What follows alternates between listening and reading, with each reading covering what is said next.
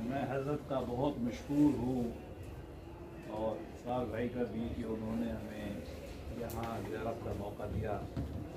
شاہ صاحب کا نام ہم بہت عرصے سے جانتے ہیں، ان کی زیارت کی اور خاص طور پہ آپ لوگوں کی بھی۔ میں اس روایت میں نیا نہیں ہوں، میں نے مدرسے کی تعلیم 1975 میں شروع کی، شاید آپ میں سے کوئی پیدا نہیں ہوا ہوگا۔ تو بہرحال وہ کہتے ہیں نا کہ ماں و مجنو ہم سبق بودیم در دیوان عشق او بسہرا رفت ماں در کوچہ رسوا شدیم۔ ہم بھی اس مدرسوں سے اٹھے، ہم ذرا پوچھا ہے کسی اور چلے گئے وہاں رسوا ہو رہے۔ نہیں ماشاء اللہ۔ مجھے بڑی خوشی ہوئی کئی وجہ سے۔ 100 سال سے ہمارا تعلق ہے ان لوگوں سے۔ میں نے حضرت مولانا عبدالحق رحمۃ اللہ علیہ کی زیارت کی اسلام آباد میں، جب یہ غیر جماعتی انتخابات 85 مجھے اچھا سا یاد ہے زیارت کی۔ مولانا سمیع الحق صاحب سے تو بہرحال میں ان کے مضامین بہت شوق سے پڑھتا تھا۔ 2 علماء پاکستان کے ایسے تھے، جب ہم ایک مولانا زاہد راشدی صاحب کے، اور مجھے بڑا فخر ہے کہ میں نے پچھلے سال ان کو اپنے گھر بلایا۔ بہرحال ہمارے فارمل تو نہیں، لیکن آپ جب بڑا عرصہ کسی کی تحریر پڑھتے رہے تو استاد ہی ہے آپ کو۔ اور اس میں مولانا سمیع الحق صاحب شہید رحمۃ اللہ علیہ کی، کیونکہ ان میں تھوڑا وہ سیاسی مضامین بھی لکھتے تھے، ہمیں تھوڑا سا ایشو میں سیاست کا بھی تھا تو ہم پڑھتے تھے، تو میری بڑی خواہش تھی۔ میں ایک دفعہ یہاں گزر رہا تھا تو میں نے پرانی مسجد میں نماز پڑھی، تو آج پہلی دفعہ میں یہاں آیا ہوں، تو مجھے واقعی بہت خوشی ہوئی۔ ہم نے طے کیا کہ میں آپ سے نہ فقہ حنفی بات کروں، کوشش کروں گا کہ اس کی اصول کیا ہے۔ تو آپ لوگوں کو فقہ پڑھائی جاتی ہے، فقہ پڑھاتے ہیں ہم، لیکن اس کا پس منظر کیا ہے، اس کے فلسفہ کیا ہے، عہد حاضر میں کیا ہے، مستقبل میں کیا ہے، اس کی طرف ہم عام طور پہ توجہ نہیں کرتے۔ اس کا وقت کم ہوتا ہے، کتابیں آپ کو بہت ہوتی ہیں، سارا دن آپ لگے رہتے ہیں۔ ہماری جو اسلامی روایت ہے، جو اسلام ہمارا ہے، اس تہذیب کی 2 بڑی علمی روایت ہے۔ ایک روایت تصوف کی ہے اور ایک فقہ کی۔ پورے اسلام میں یہ 2 ہی روایتیں چلتی ہیں، فلسفیکلی ساری۔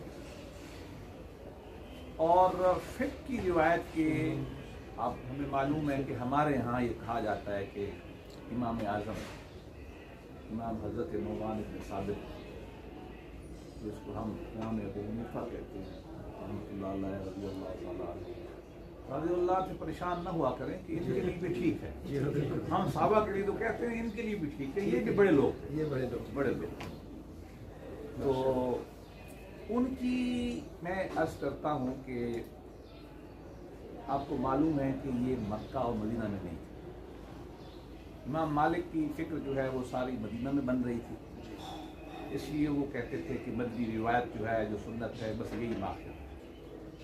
امام ابو حنیفہ رحمۃ اللہ علیہ بنیادی طور پر افغانستان سے تھے، ادھر سے گئے تھے ایران۔ اس زمانے میں تو افغانستان ملک نہیں تھا، لیکن کہہ لیں خراسان کہہ لیں یا ایران کہہ لیں۔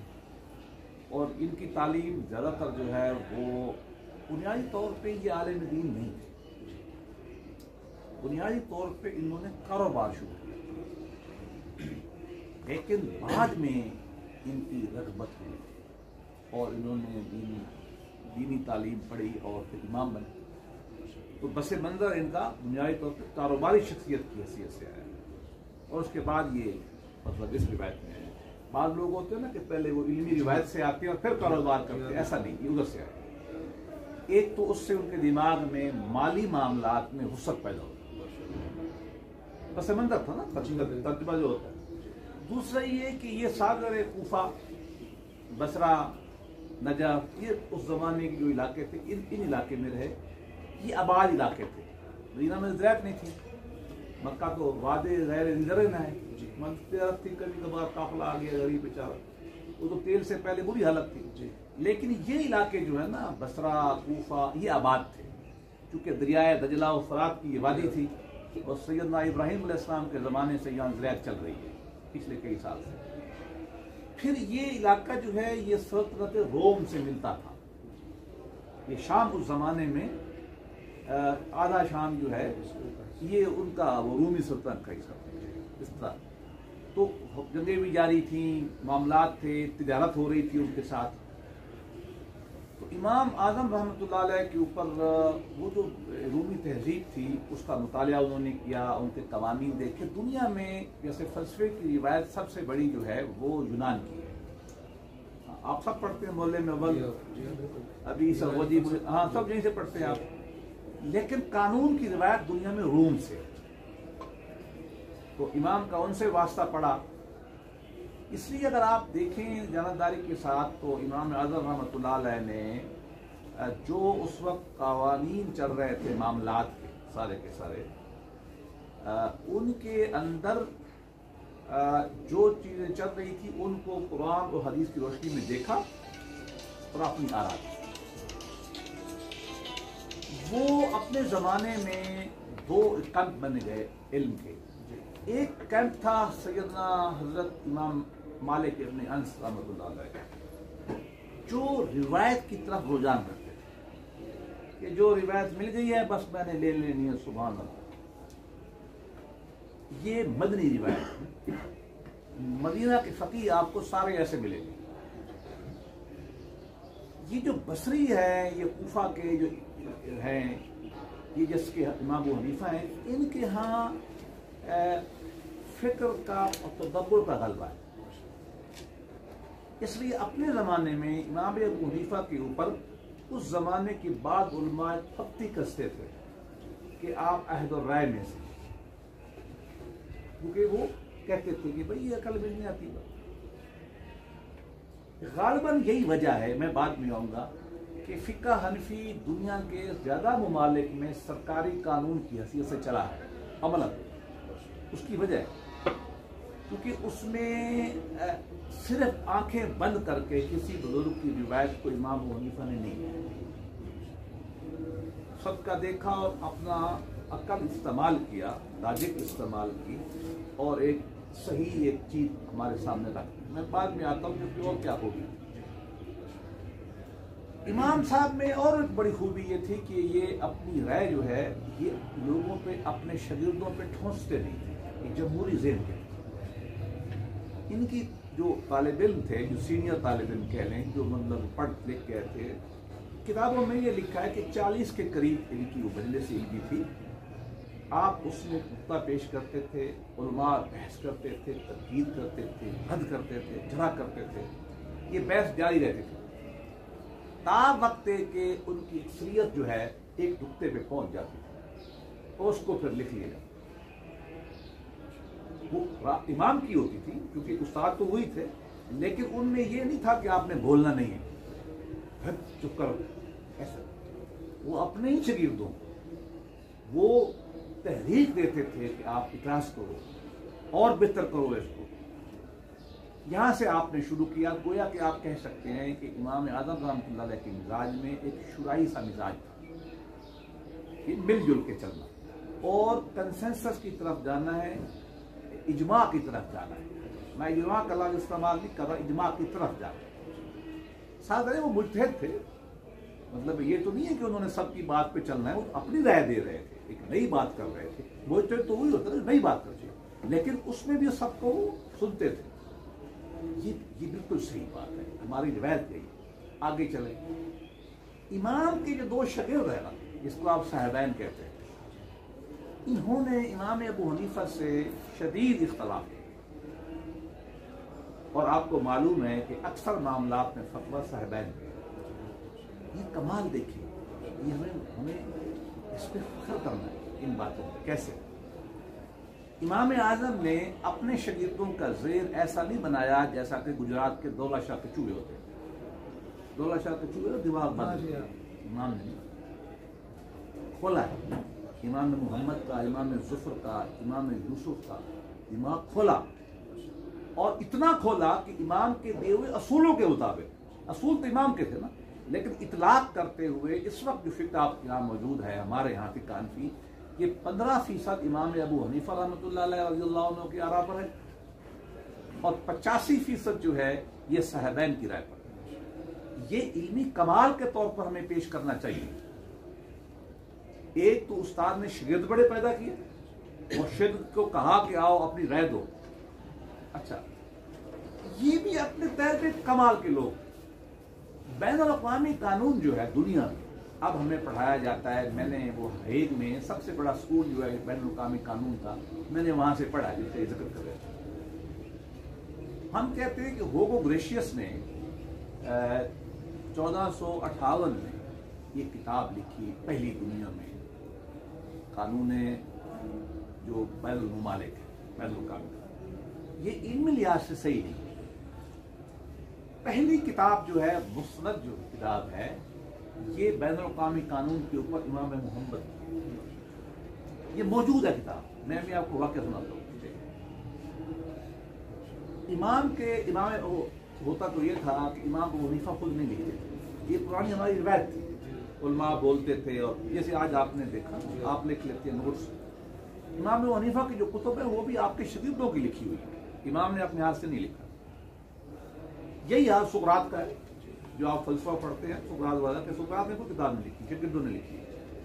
علمی روایت تھی اس زبان میں.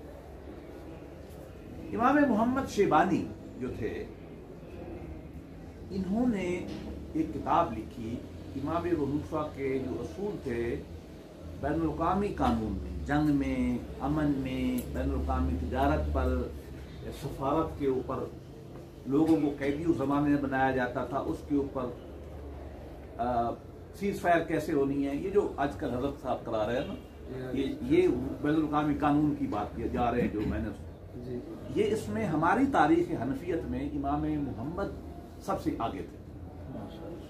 امام محمد نے کتاب لکھی, اس کا نام تھا کتاب السیر صغیر کہ بین الاقوامی قانون مختصر.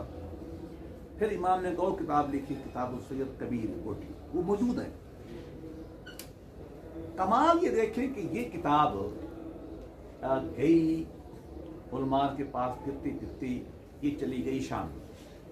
وہاں امام اوزائی تھے, آپ جانتے ہو امام اوزائی حنفی نہیں ہے, اپنے زمانے کے الگ امام تھے. امام اوزائی نے امام محمد کی یہ کتاب پڑھی اور ان میں تھوڑا سا ایلیمنٹ تھا جیسے آج کل ہوتا ہے نا کہ ایک مسلک دوسرے مسلک کے ذرا ثابت کرتا ہے, تردید کرتا ہے. علمی روایت بھی بالکل صحیح ہے, اس لیے نہیں گھبرانا چاہیے, آپ بالکل کرنا چاہیے کام, لیکن انداز سے علم سے ہم جیسے ہمارے بڑے کرتے ہیں.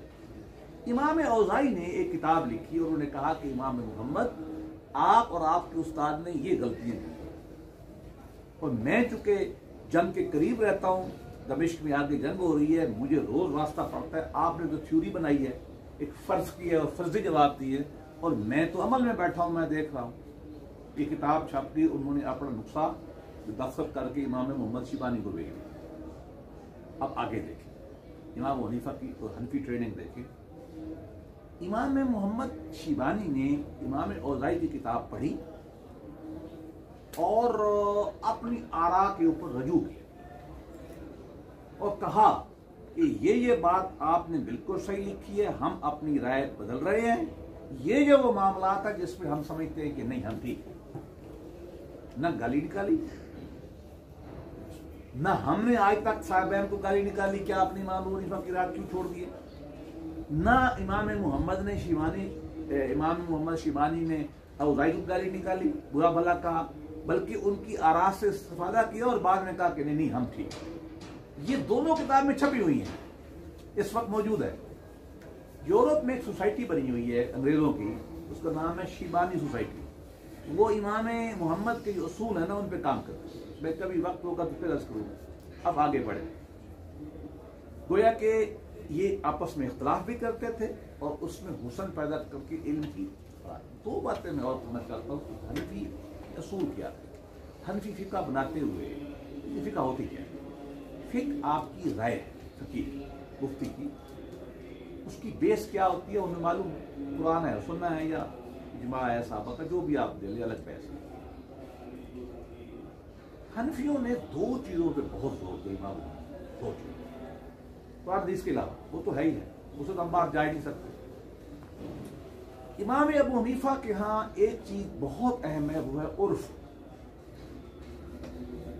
آپ کو معلوم ہے قرآن مجید نے 12 عورت کا اشارہ کیا, خاص طور پہ جو پہلی قوانین میں قرآن نے اشارہ کیا, عرف میں کامن سینس ہے. مذہب بنیادی ہدایات ہے, बाकी मामला तो आप मतलब ये काम तो नहीं बताना कि ये मेज़ जो है किस लकड़ी की होनी चाहिए, वो ये कह सकता है कि मेज़ बन जाए तो बैठना कैसे, इस्तेमाल कैसे करना, ये कर। तो इमाम अबू हनीफा और उनके जो हनफी बुजुर्ग थे अगली, अब जो आप कह लें कि मुतक़द्दिमीन थे, वो दो बातों पर बहुत जोर देते थे। एक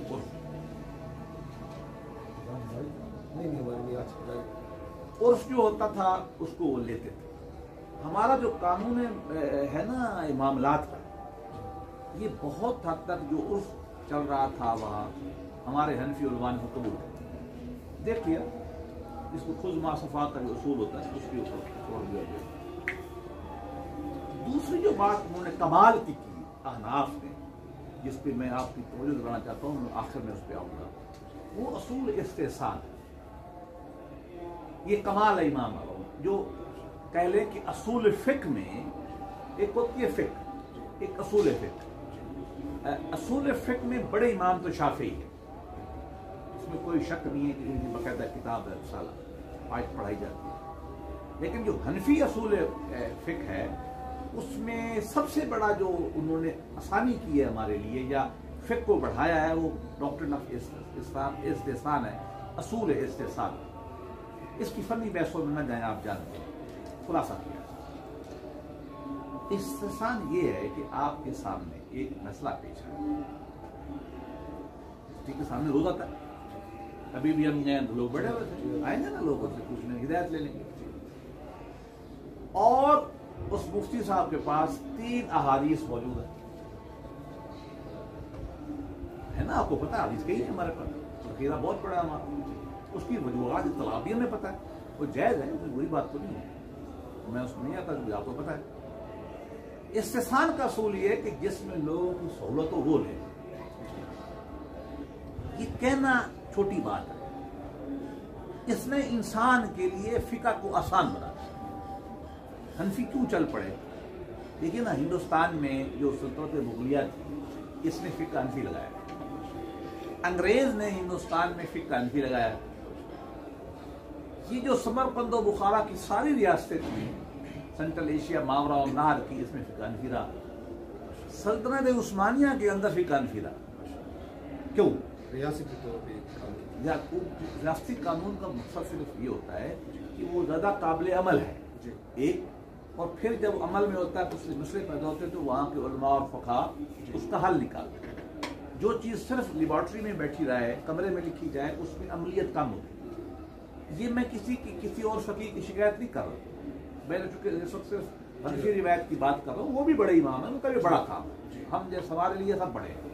ला नुफ़र्रिक़ु बैनहुम जो असूल है ना, हम अप्लाई करते हैं यहाँ भी, लेकिन हम चूँकि हनफी रिवायत की तरफ मिलान रखते हैं तो हम इसलिए बात करते हैं। ये 2 असूल चले। अब थोड़ा एक कदम आगे है। फिक़्ह हनफी पे सारा काम जो है ना वो अरबों में नहीं, सारा अजमियों ने किया, और सारा मावरा और नार में। सरखसी, मुर्गनानी, ये जितने भी बड़े आपके गुजरे हैं, कासानी दायर सनाए वाले हो गए, और जो दरमियान में छोटी छोटी हैं किताबें, वो मुझे याद है हमें सबसे पहले हमारे मदरसे में कदूरी शरीफ पढ़ाते थे। हम कदूरी को भी शरीफ कहते हैं, मुल्तानी हाशा को शरीफ कहते हैं, नवाज शरीफ तो कहते ही हैं, हम करेला शरीफ भी कहते हैं। अब खुद शरीफ है, हम खुद मुल्तान वाले हर तरफ शरीफ, मुल्तान की मिट्टी में तवाज़ुन है कि सारी है। अब देखिए, आपको मालूम है कि किताबुल मबसूत जो है, ये मेरा बताना फर्ज है, आपको यकीनन पता होगा, लेकिन कहते हैं ना कि तो ज़क्र, या ये कहते हैं ना कि गाहे गाहे बाज खां की किस्सा पारी जरूरी होती है। इमाम मुदर्रिस थे, फ़क़ीह थे, पढ़ाते थे। एक बादशाह ने अपनी कुछ ख़ास तरह की दिल पसंद की, दिल पिशौरी करने के लिए शादी करने की ख्वाहिश का इरादा। फतवा पूछा गया, इमाम ने फरमाया ये शादी नहीं जाए। तेरी मुल्लाओं के मुझे रोकते हो, फड़ लो। इमाम को फड़ के ले गए और इमाम को न जेल में बंद। बड़े हमारे साहिब इस्तकामत बहुत थे। आप ही भी रिवायत है, वो मतलब वो हमसे आगे थे। साल 2 गुजरे, उसने कहा मौलवी साहब का मौलाना यूसुफ शाह साहब बड़े बने फिरते, उनका दिमाग ठीक हो गया होगा, जरा फिर पैगाम भेजो। फिर पैगाम किया, कोई प्यारा सा मौलवी इसरार मदनी जैसा, मीठा मीठा, मीठी मीठी सुनतों वाला, ये वहाँ गया तो कहा हजरत कोई, मैंने फरमाया देखो बात सुनो, तुम क्या समझते हो कि मैं अपनी दीन की तकीम को जेल की फौज से बंद कर दूंगा, मेरी हुई रहे। उसने कहा मुल्ला का दिमाग ठीक नहीं हुआ, और बंदोबस्त करो। बंदोबस्त उन्होंने ये किया, एक कुआं था जेल में, पुराने कमी खोदते हैं, वो बंद हो जाते हैं तो खुद कुआं पड़ा रहता है। उन्होंने कहा मौलवी साहब को उधर बंद करो, मौलवी साहब को कुएं में डालो। अब इमाम को खाना मांगे जाते हैं, इमाम हिफाजत नहीं करते हैं, ये कहना आसान है। शाह साहब कहना ऐसा नहीं। अच्छा 1-2 साल और गुजर गए तो फिर कोई आया वार्डन को, अच्छा बोला हाँ भाई कोई दिमाग ठंडा होया है। उसने कहा दिमाग तो मेरा वैसे ही गर्म है, बादशाह की शादी मैंने नहीं करने देनी, अलबत्ता अगर तुम मुनासिब कर सकते हो तो मेरे जो बच्चे शरीयत थे ना, इनको मेरे पास भेज। लो जी उन्होंने इजाजत दे दी। इबारत पढ़ते थे एक मतन की, बाहर बच्चे बैठ नीचे से। अच्छा इमाम नाबीना थे, इमाम शमसुल रहमान जिसे आप कहते हैं कि आंखें नहीं थी, इमाम की आंखें नहीं थी, जवानी में चली गई। इमाम के सामने मतलब एक इबारत पढ़ी, क्या इबारत है? फ़अअलमहुम फ़अक़राहुम फ़असन्नु भी है ना, एक आपकी रिवायत है। इमाम ये सुनते थे और नीचे से बोलते थे कि फ़अअलहुम से क्या मुराद, फ़अऔराहुम से क्या मुराद, ये बोलते थे, एक्सप्लेन करते थे बच्चों को। बाहर वाले बच्चे लिखते थे। अल मबसूत की 30 जिल्दों में किताब है। अल मबसूत सिल्फिक हनफी जो है ये 30 जिल्दों में है। हिदायत उसके मुकाबले में बच्ची है ना, उसकी बच्चू बड़ी है, कदूरी तो बिल्कुल छोटी है। मबसूत इतनी बड़ी किताब है, ये हमारे उस बुजुर्ग ने इन हालात में बैठ के लिखी। ये इतने अजीम फितरत लोग, और उन्होंने मैं अपनी बात बताऊँ, वहाँ से लेकर शामी तक दरमियान में। अच्छा हमारे जो हिदाया वाले थे, अभी मैं उनको बताऊँ, मुझे बड़ी अकीदत है इमाम बुरहानुद्दीन मुग़न्नादी से। इनकी किताब कौन सी है भाई? हिदाया। मैं अक्सर बच्चों से पूछता हूँ, मदरसा में उनको पता नहीं होता। मुझे खुशी हुई कि आप लोगों को, मैंने जिंदगी में अगर 100 बच्चों से पूछा है तो 95 को नहीं आता मदरसे। मुर्गनान जो है ना, ये फरगाना वैली का गांव है, आजकल मरगिलान कहते हैं। ये वहां से आ गए थे समरकंद में रहते। मैं वहां गया, मैं थोड़ा सा पीर परस्त भी हूँ, अच्छे लिहाज से, खुद भी बड़े पीर है। हम अकीदत थोड़ा करते हैं बुजुर्गों से। हम कब्र पे चले जाते, बाद आप में से भाभी नहीं जाते, हम चले जाते। अभी भी हम गए हैं, बड़ी अकीदत से हम हमारा मिजाज, हम अकीदत। मैंने कहा यार ये हमारा इमाम है। आपको पता है दुनिया में इस वक्त सबसे मुस्तद हनफी किताब तारीख जो अंग्रेज कोट करते हैं, जो हम अदालतों में कोट करते हैं, वो हिदाया है। हिंदुस्तान में अंग्रेज आया तो उसने सबसे पहले हिदाया का तर्जुमा कराई, मिल्टन ने किया। उसने पहले अरबी सीखी, वो आजकल चलती है। मैंने कहा साईं की ज़ियारत करने चलते हैं। लो जी मैं पहुंचा। अब ये बात हट जाएगी लेकिन है बड़ी जरूरी।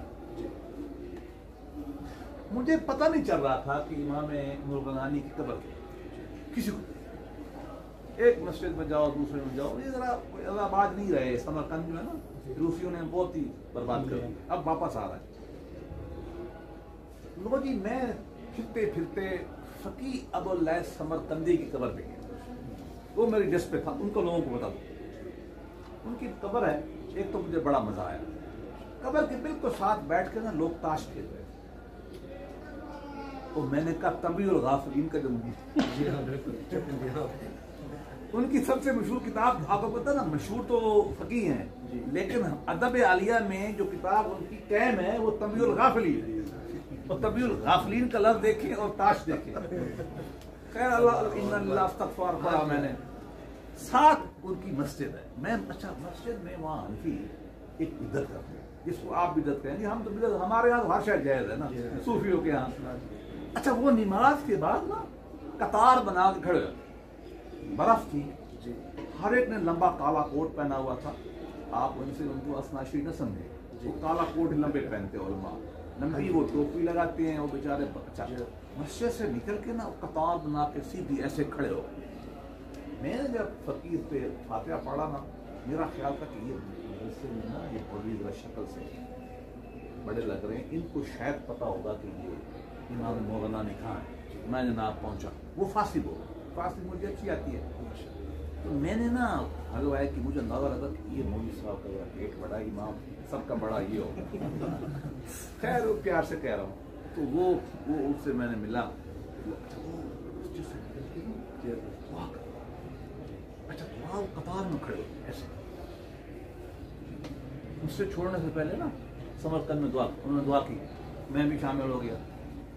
जब दुआ खत्म हुई, बंदे जाने लगे, तो मैंने नजर लगाया कि ये बड़ा है, मैं चिमट गया यार, मोहम्मद से मिन्नत अल्लाह किया। मैंने कहा यार मैं मुल्तान, अच्छा मुल्तान को वो जानते हैं जैसे आप बुखारा को जानते हैं ना, वो सारे मुल्तान को जानते, तारीखी शहर। वो मैंने कहा अच्छा मैं फरार भी करता हूँ, मुझे पता ना, तो देखो अब मफाद है ना मेरा, तो मैंने उनसे कहा कि मन यकी अल शयूख मन अल मुल्तान हस्ता। ओए ओए वो तो जनाब मिले गले, मुझे उन्होंने चूमा, मैंने कहा आधा काम बन गया। मैंने कहा भाई मैं आया हूँ इमाम मोगनानी की कब्र देखने। सोचा सोचा सोचा, कहता हाँ मुझे पता है। मैं यार मेरे साथ चलो, वो था कोई बड़ा जन मुरीद, मुझे कहते मेरा घर साथ है, मैं अपनी बेगम को बताऊँ इजाजत लेके। मैंने कहा यार ले आ रहे चल सही। बर्फ थी, वो लंबे जूते पहन के आया था, हम गए मुख्तसरन हम एक जगह पहुंच गए। मुझे समझ ना आए कि इधर लेके जा रहे हैं, तो घर है। जब मैं वहाँ पहुंचे तो उसने कहा यार इन 3 घरों में किसी एक में कमर जी, तो ये पहला कुंडा खड़खड़ाया कि लुकमान मानी मंगल, तो ईद का दिन। तो मैं आमतौर पर ना ईद चौथे आसमान पे या दुनिया में चीज़ उस करता हूँ, छुट्टियाँ होती है मैं वहाँ चले जाता हूँ। खैर उसने बेचारे ने खाना खाना कहा, मैंने तो कहा मुझे पता था कि इसने घोड़ा खिला, वहाँ घोड़ा खा। और ईद के दिन ना पुलाव सबसे अच्छा घोड़े का होता है, उनके यहाँ आप यहाँ ही जाए, आपके यहाँ थोड़ा बहुत चलो, उनके यहाँ तो वो सबसे अच्छा है। सबसे आला गोश्त उनके यहाँ खाते। 12 जी उसने 12 मिनट अल्लाह की, उसने कहा नहीं याद नहीं है कि दूसरा घर छोड़ के, उसने कहा इस घर में। खैर हमने गया, उन्होंने कुंडा नहीं खोला, घर बंद था, कहीं गए हुए थे। किस्सा मुख्तसर ये है, कब्र गिरा के वहाँ घर बना उसका घर बन गया। कब्रिस्तान का बहुत बड़ा हिस्सा ना अहले इस्लाम ने हड़प करके ना। खैर अब अच्छा हुआ है कि मुझे उसने बताया कि गवर्नमेंट ने इसको मार्क किया है, इनको नोटिस दिया हुआ है कि निकलो, हम कवर बनाए। खैर हमने वहाँ खड़े दुआ करने के साथ, फिर हम इमाम मातरीदी के यहाँ गए, तो कभी बाद में सुनाऊंगा। वहाँ तो उमर नस्वी, सईद नस्वी की सारी। खैर ये इन लोगों ने मोगनानी वगैरह ने फिका को फिर काशानी में बहुत फैला दिया। आखिरी आपके जो मुजतहिद फिल मज़हब हमारे यहाँ पाए जाते, अच्छा उसके बाद फतावा है, कादी खान आया, वो भी वही है, फतावा हिदिया आया, ये बड़ी है। और इनसे ज़्यादा बेहतर शक्ल जो है वो मुजल्ला कामिल इस्लामिया की है, जो सुल्तान ने, उस्मानी सुल्तान ने मिस्र इसमें बनाई, तुर्की। ये फतावा है ना, उसने उनको कानून की शक्ल बनाई, वो ज़्यादा मुफीद है तुर्कों वाला। हम आज तक यही चलाते हैं बस। उसके बाद हमारे फतावा हैं, लेकिन फ़िक़्ह हनफ़ी के एहद हाज़िर में बड़े चैलेंज आ गए। मैं उस पर अर्ज़ करता हूँ, जो बात ख़त्म करते हैं, जो आपके ज़िम्मे कर रहे हैं। जैसा कि इमाम के शरीयतों ने इमाम के असूलों को लेकर और अपने हालात में अप्लाई किया, अब मैं आपको अर्ज़ करूँ, अहद हाज़िर का उर्फ़ बहुत बदल गया। उर्फ़ हाज़िर के उर्फ़ बहुत बदल गया। ख़ास तौर पर बैनुल-अक़वामी कानून जो मुआहदात है, जिस पर हम दस्तखत करके आते हैं, जिसमें पूरी दुनिया इकट्ठी हो जाती है, वो एक उर्फ़ की शक्ल इख्तियार कर लेते हैं। बहुत सारे मामला आपको हमें देखना है कि हमने उस उर्फ़ मानना या नहीं मानना है। तो मैं ये नहीं कह रहा कि मान लें, लेकिन ये आपका काम है ना, हमारा काम है तहकीक करना कि अब हमारे सर पे मुसल्लत है। पाकिस्तान ने कोई 7000 बैनुल-अक़वामी मुआहदात दस्तखत किए, मजबूरी है। یہ جہاز گزر رہے ہیں آپ کے سامنے، یہ معاہدے کے تحت گزر رہے ہیں، آپ کے شپ گزر رہے ہیں، آپ کی تجارت آ رہی ہے، ٹیکس لگ رہا ہے، سارے بینوں کا معاہدوں کے تحت، ایسے تو نہیں ہو سکتا. یہ ریڈیو، یہ ٹیلی فون، یہ سب یہ تو معاہدوں کے تحت آئی ہے نا. اب دیکھنا یہ ہے نا کہ اس کی کلاسیں ہوتی ہیں نا، شکیں ہوتی ہیں اس کی معاہدوں کی، کہ کون سی صحیح ہے کون سی صحیح نہیں ہے. قوانین میں بھی آ گئے، مثلا خواتین کے حقوق جو ہیں اب دنیا میں بہت سارے نئے عرف بن گئے. اب ہمارے یہاں بعض چیزیں طے ہیں وہ ہم نہیں چھوڑ سکتے چاہے جو بھی ہو جائے، لیکن ہمیں بعض چیزوں کا دیکھنا پڑے گا. قرآن حدیث میں نہیں تھی اور ہم نے اپنے اس زمانے کے عرف سے لی تھی، تو کیا ہم عہد حاضر کو عرف دیکھ سکتے ہیں کہ نہیں دیکھ سکتے؟ ہمیں دیکھنا پڑے گا اس بات. جو ٹیکس کے محصولات کے ہمارے عرف تھے ہماری کتابوں میں لکھے ہوئے، اب نئے آ گئے بین الاقوامی طور پر. تجارت پہلے پرچیوں پہ ہوتی تھی نا، اب عرف کیا ہے؟ بٹن دباؤ، میں نے آپ کے کمپیوٹر دیکھے گئے، 1 سیکنڈ میں کئی ہزار ارب روپے کی تجارت ہو جاتی ہے. اب اس میں سارے مسائل پیدا ہوتے ہیں جو آپ کو بے میں ہیں، سلم ہے، فلانی، جو آپ تفصیل پتہ ہی ہے، سب مسائل پیدا یہاں بھی ہوتے ہیں. اب لیکن آپ کو دیکھنا پڑے گا اب ان کا میشر کیا کرنا ہے. بٹ کوائن تو بہت آگے چلے گی، سکہ ہی کوئی نہیں، کمپیوٹر پہ پیسے آ رہے ہیں، چوری، کوئی قانون نہیں لگ سکتا اس پہ، کوئی ملک کنٹرول کر نہیں سکتا کرنسی کو. اب دنیا یہاں تک چلی گئی. شیئر، حقوق انسانی بہت بڑا مسئلہ ہے پوری دنیا کا، اس میں بے پناہ چیزیں. ہم تو بڑے خوش ہوتے ہیں کہ آقا نے پورے حقوق انسانی کی جو بحث ہے وہ ایک لفظ پہ ختم ہوتی ہے، انسانی شخص، ڈگنیٹی سے ہم کہتے ہیں، ڈگنیتا. قرآن مجید نے اس وقت یہ بات کہی جب دنیا کے وہم گمان میں نہ تھی. وَلَقَدْ كَرَّمْنَا بَنِي آدَمَ، ہم نے فخر مسلمانوں کو نہیں دیا، وہ ہے یہ کرامت جو ہم نے دی ہے وہ انسان کو. یہ اتنا بڑا اصول ہے، جدید ہیومن رائٹس سارے اس لفظ پہ کھڑے، اور ہمیں فخر یہ ہے. ہم نے پہلے دی خطبہ حجۃ الوداع آپ پڑھیں زور سے، میثاق مدینہ، حیران کن حضور کا آئین ہے جو حضور نے آئین بنایا لکھا ہوا، اس کو حیران ہوں گے آپ کہ آپ نے کیا کیا حقوق جو ہے غیر مسلموں کے اس میں پروٹیکٹ. یا ہمارے جو خطوط ہیں سیدنا عمر رضی اللہ عنہ کے بے پناہ خطوط ہیں، حضرت علی کے بہت سارے خطوط ہیں جو ہماری کتابوں میں مل جاتے ہیں. اب دیکھنا یہ ہے کہ ان کی روشنی میں اب نئے معاہدات ہم کیسے کریں. یہ ہمارے لیے موضوع ہے، چیلنج ہے. 2002-4 میں مشرف صاحب جب تھے تو ہمیں اپنی چیزیں بیچنی تھی یورپین یونین میں. یورپین یونین ایک بالکل کا بلاک ہے جو سب سے زیادہ آپ کی کاٹن، گندم کی، ہمارے پاس گندم کی ایکسپورٹ ہماری کاٹن کی ہے، ساری کپاس کی، کتن، یہ وہ لیتے. انہوں نے ہم پہ شرط لگا دی کہ آپ یہ 27 معاہدے سائن کریں گے بین الاقوامی، ہم آپ کو اپنا سامان اپنے پاس بیچنے دیں. ہم نے کر دیے.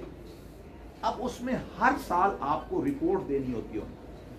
اس میں لیبر کے حقوق ہے، عورتوں کے حقوق ہے، آزادی اظہار کا حقوق ہے، ماحولیات ہے، بہت سارے.